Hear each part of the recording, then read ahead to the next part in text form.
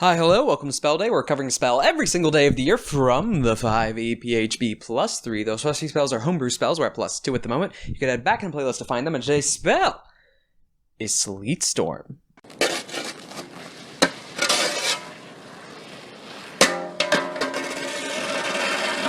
Third level Conjuration, casting time of 1 action, range of 150 feet, components for Bosmatic material, a pinch of dust, and a few drops of water. Duration concentration up to 1 minute. Until the spell ends, freezing rain and sleet fall in a 20-foot tall cylinder with a 40-foot radius centered on a point you choose within range. The area is heavily obscured, and exposed flames in the area are doused. The ground in the area is covered with slick ice, making it difficult terrain.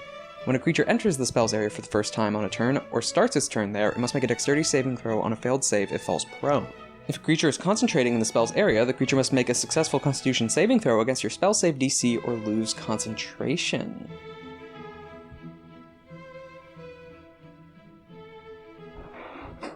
Okay, for that last part, doesn't mean when they first enter, every round.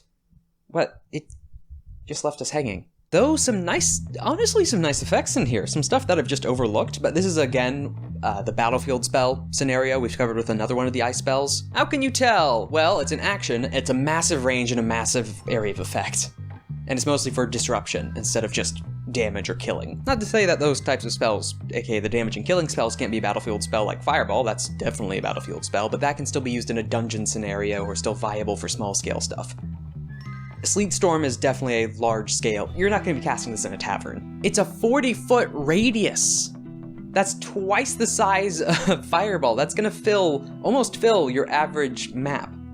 Physical map, that is. And it's disruption in the sense of difficult terrain, which is, alright, good plus, 40-foot radius of difficult terrain, and 20-foot tall cylinder. Never mind, unlike the other ice spell, I'm forgetting which one it exactly was. I'm posting it here. Can't remember the name right now. With that last spell, that actually made the entire area vertical as well difficult terrain, so flying creatures were also affected. This one is just the ground. It's only a 20-foot height anyway, so it doesn't affect it too much. The big thing that the 20-foot height is important for is it's heavily obscured. Heavily. It's as good as Fog Cloud placed here. So in a situation where you're already going to be casting Fog Cloud to blind an enemy, it won't be that bad to have a virtually slightly upcasted Fog Cloud with additional effects, aka the difficult terrain, and the first time an enemy enters, which is great when you cast, because that counts as first time entering as well, and at the start of their turn, so they repeat it every time you're holding concentration on this spell, is falling prone. In the already difficult terrain. So even if they can like stand back up on their turn with their movement. It's difficult terrain, and if you've already eaten half their movement, it's even less likely that they're going to get out. So it's blinding them and then keeping an enemy planted, virtually planted. So really like Archer Fire. A group of archers, people hiding in the woods somewhere, or people trying to run away, cast this, are going to be, again, running around a difficult terrain and slick ground, falling, and unable to see exactly where they're going or what to shoot at. Meanwhile, just like Fog Cloud, you have the benefit of the fact that you know the space they're in. They're within that 40-foot cylinder. Third level in concentration kind of sucks.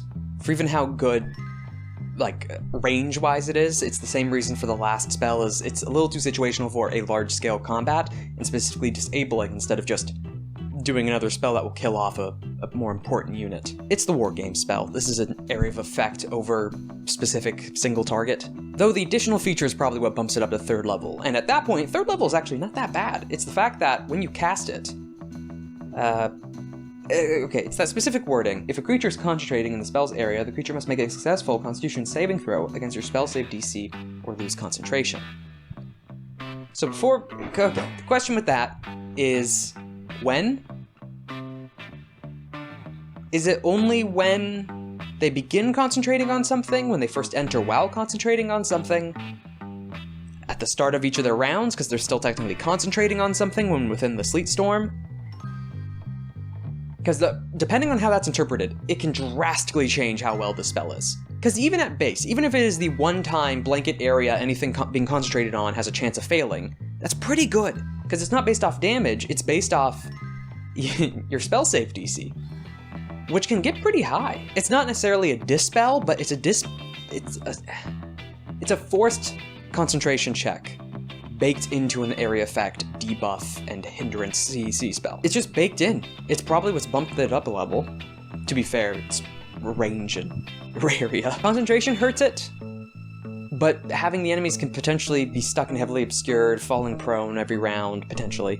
The issue is capitalizing off of it. Like, it's not bad, alright? And just like the last ice spell that was just showed recently, like, effects like that in battlefield spells, yeah, it'll be used on a battlefield, but still situational on that battlefield, and even in a player's hands, depending on how that... When it comes to player utility, the massive area effect is not too beneficial, because likely an adventuring party's fighting close quarters. So you might find a situation here or there to cast it, but most of the time, no. The one time you might purposely force it is, depending on how the concentration is interpreted, or the concentration check, this would probably be a go-to. If a creature is concentrating in the spell's area, the creature must make a successful DC Constitution saving throw against your spell save DC or lose concentration. That's good. But it's in a separate... It's not tied in the last paragraph or the last effect.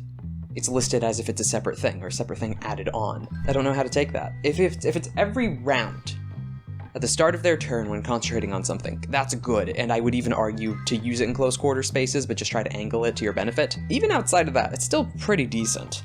It's a large area, difficult terrain. The question is the spell slot, because the spell slot it's fighting for is Lightning Bolt or Fireball, which, yes, it's half the radius of this, but this doesn't do any damage. Fireball does 8d6 fire damage in a 20-foot radius, and doesn't take concentration.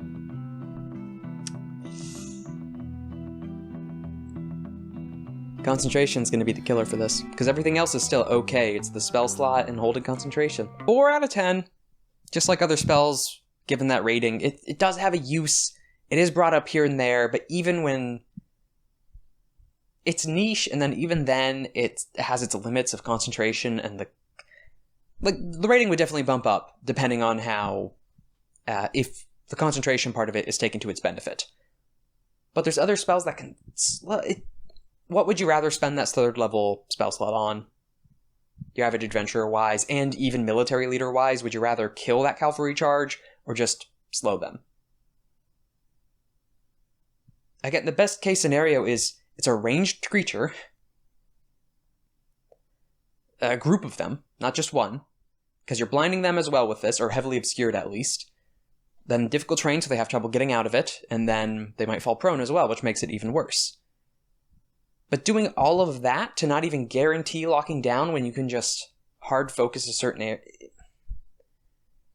it's a mass target niche and disabler, with the concentration thrown in as a bonus. 5 out of 10? 6 out of 10? I don't...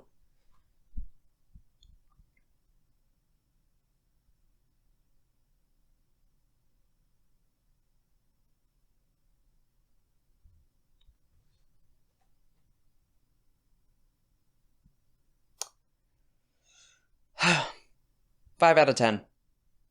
I mean, if it's between those 3 numbers, I'm sticking with the middle one.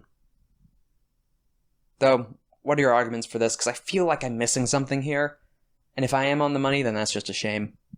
But I feel like I'm missing something. There's something here.